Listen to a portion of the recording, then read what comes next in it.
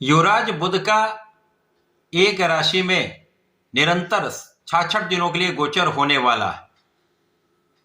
प्रिय दर्शकों, लंबी अवधि के पश्चात युवराज बुध अपनी राशि का परिवर्तन अब करने वाले हैं और ये परिवर्तन अत्यंत विशेष होने वाला है, क्योंकि 3 फरवरी को युवराज बुध अपनी राशि का परिवर्तन करके कुंभ राशि में जाने वाले।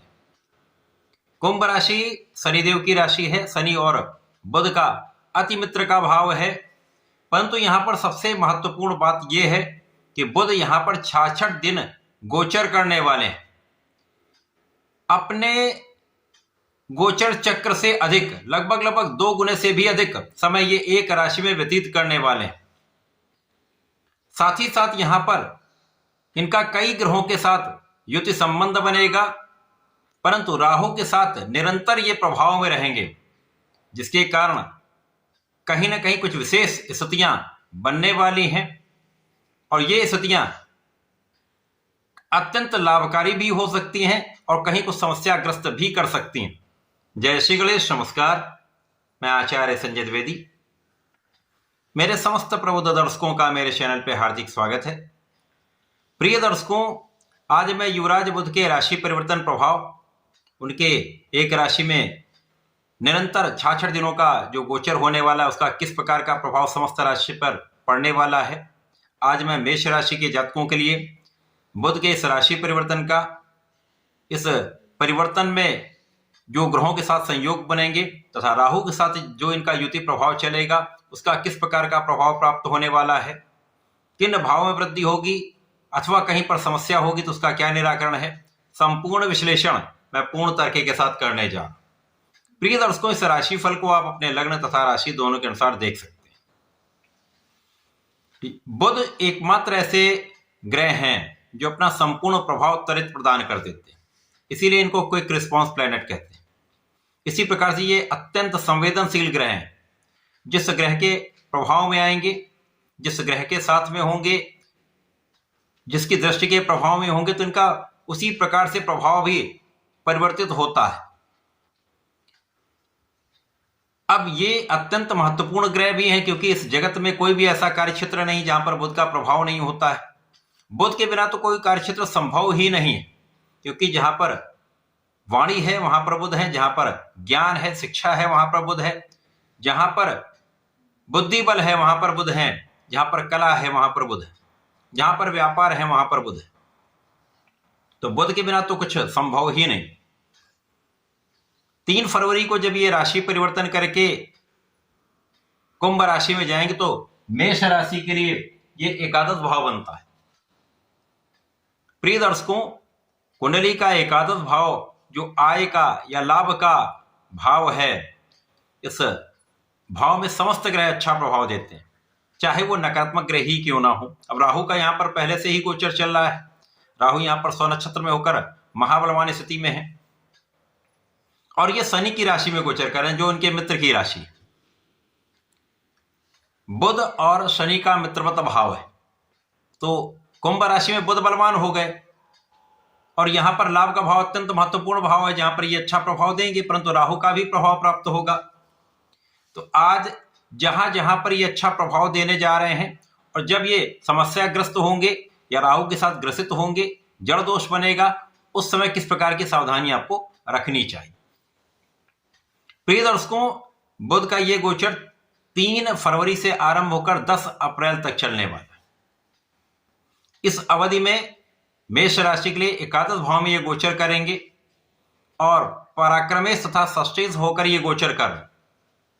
तो निश्चित रूप से इस समय में आपका लाभ तो बढ़ने वाला है, यहां पर किसी प्रकार का कोई संदेह नहीं। यद्यपि इस समय में आपको लाभ प्राप्त करने के लिए अधिक प्रयास करना पड़ेगा।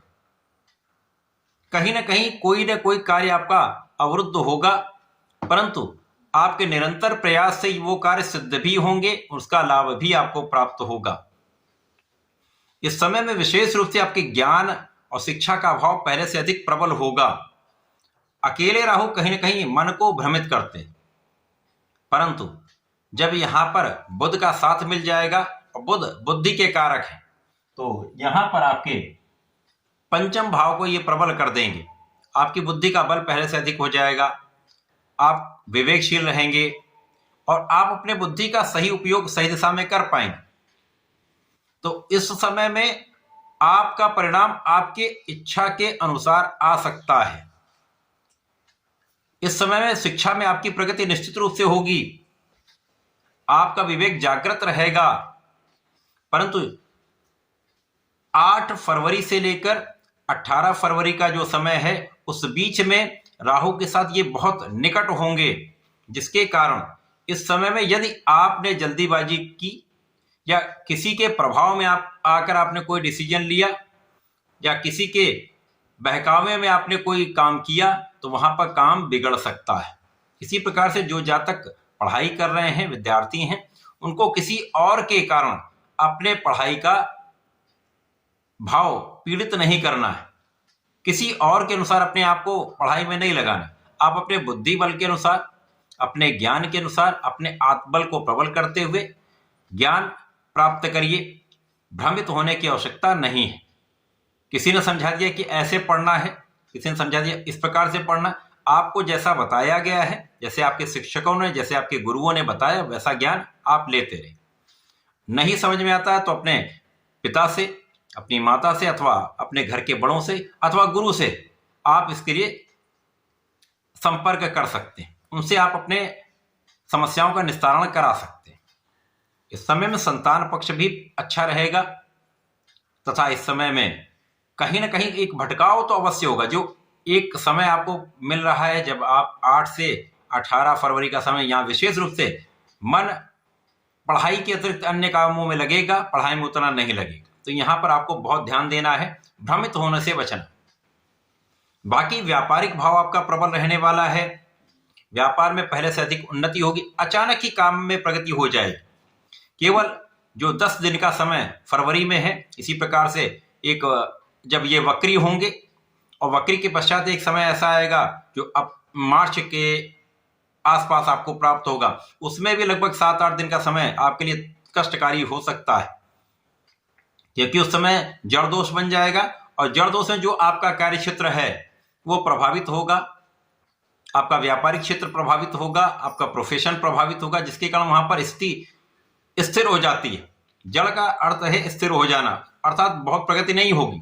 जैसा चल रहा वैसा चलता रहेगा, उतना लाभ नहीं मिलेगा जितना आप प्राप्त कर सकते हैं, जितनी आपकी क्षमता है, जितनी आपकी योग्यता है। तो यहां पर कहीं ना कहीं तनाव भी बढ़ने वाला है।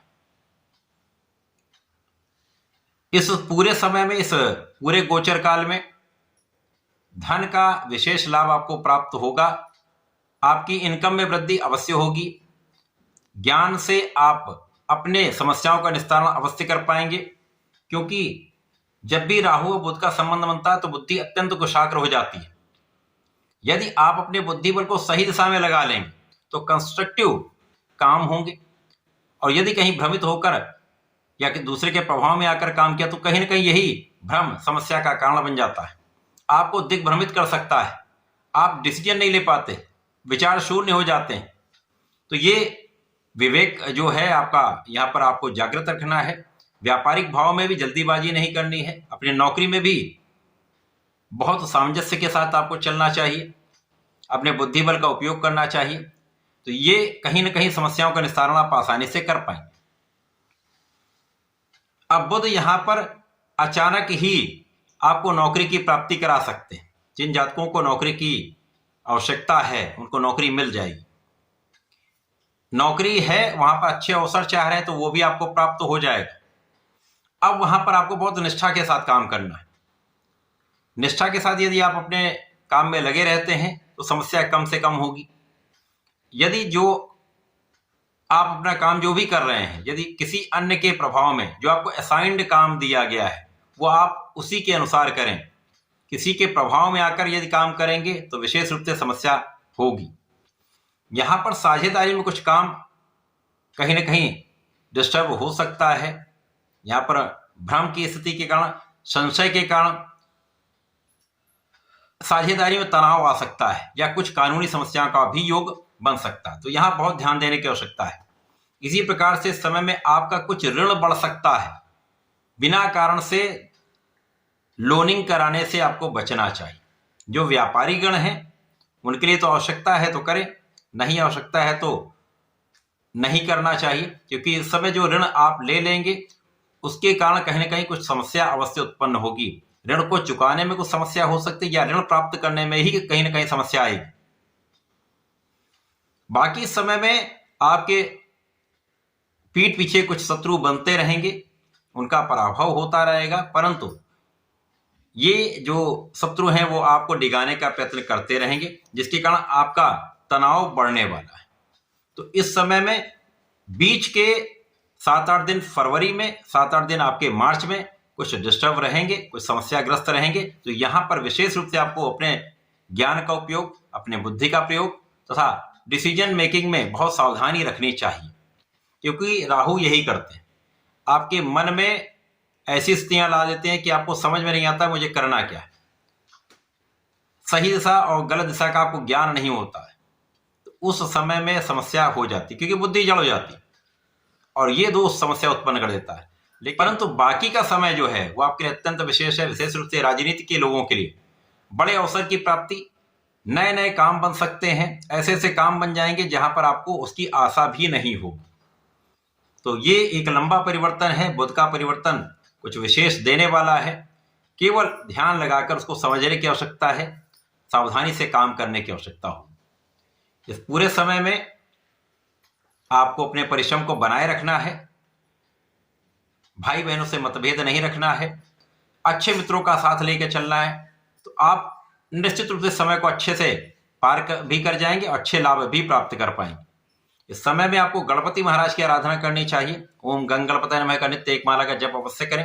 संध्या के समय में हनुमानाष्टक तथा बजरंग बाण का पाठ प्रत्येक मंगल शनिवार करें। निश्चित रूप से आपको समस्त लाभ प्राप्त होंगे। तो ऐसा करके इसका उपयोग करें। धन्यवाद, नमस्कार।